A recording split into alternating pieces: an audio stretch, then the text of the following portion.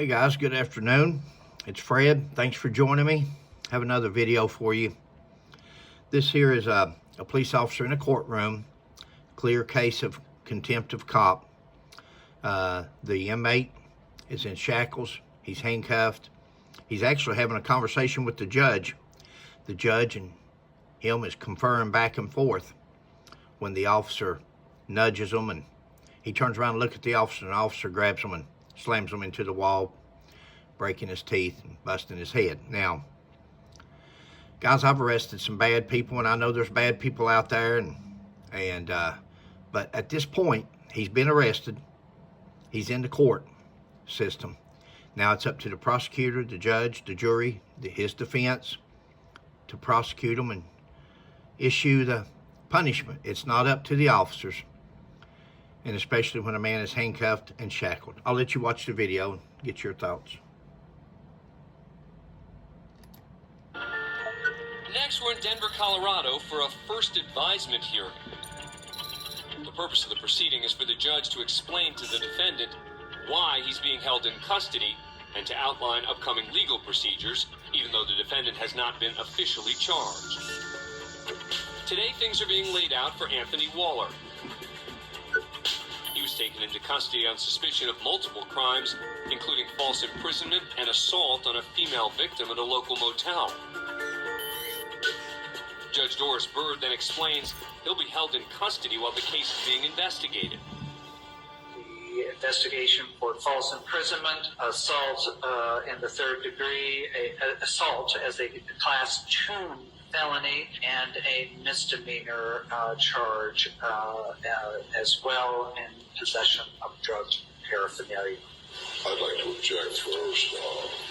If I'm under investigation, I thought the investigation came first, then the arrest came. Right.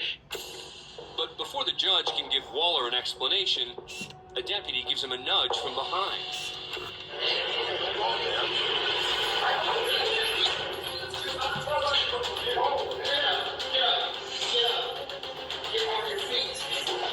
Don't turn on me.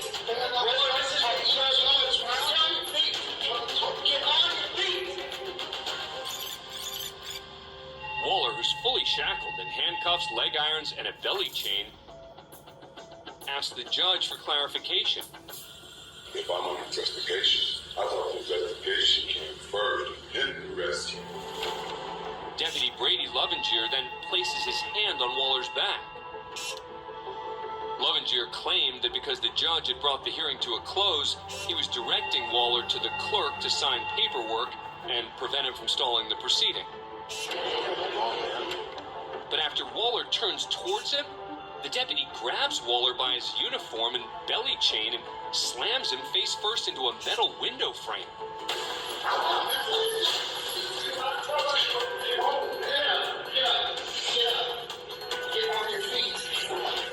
As Waller's dragged into a hallway, he tells deputies that he's injured. Get on your feet. Get on your feet.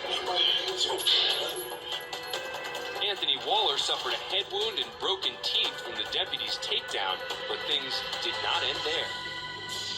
After witnessing the incident firsthand, Judge Doris Bird filed an excessive force grievance against the deputy with the Denver Department of Public Safety. The agency found there was not an imminent threat to the safety of anyone in the court when Lovinger used excessive force on Waller. Following the investigation, Deputy Lovinger was suspended for 30 days by the city of Denver. Anthony Waller would later win a $50,000 civil suit against Lovinger and the city.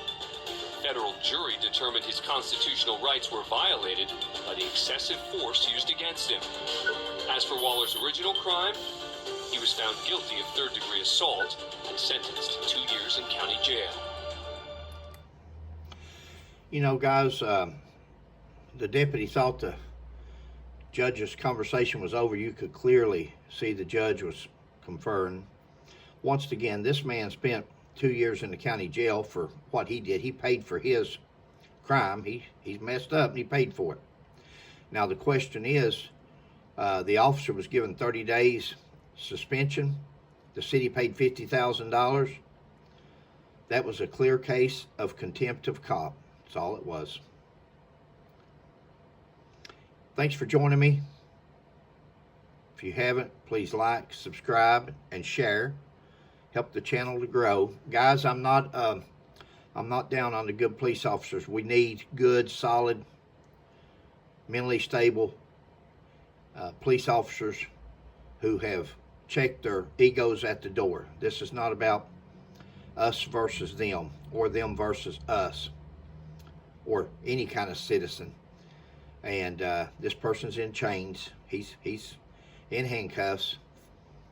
He's not going to hurt anybody. He made no movement. He turned around to look to see what the officer wanted because he interrupted his conversation with the judge. There was no sign at all that he was going to assault anybody. Plus, there's 4 other deputies there. I'm sure there was ample people there to handle the situation had he broke bad. Just my thoughts. Thanks again. Catch you next time.